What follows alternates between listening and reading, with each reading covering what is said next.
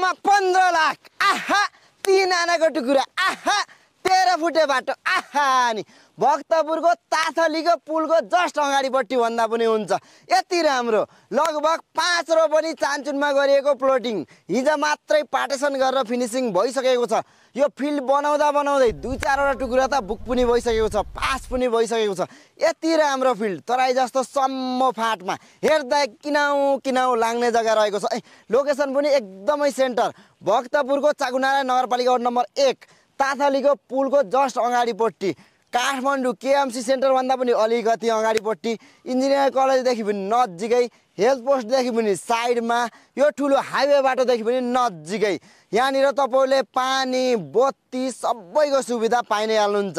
बाटो 13 फुटे पाउनुहुन्छ भने 3 आना 3.5 आना 4 आनाको टुकुराहरू पाउनुहुन्छ। पूर्व दक्षिण फेस गरेको यो जग्गा तुरुन्तै किनेर घर बनाएर आनन्दले बस्न पनि सक्नुहुन्छ, किनकि साइडमा यति राम्रो राम्रो घरहरू बनिसकेको छ।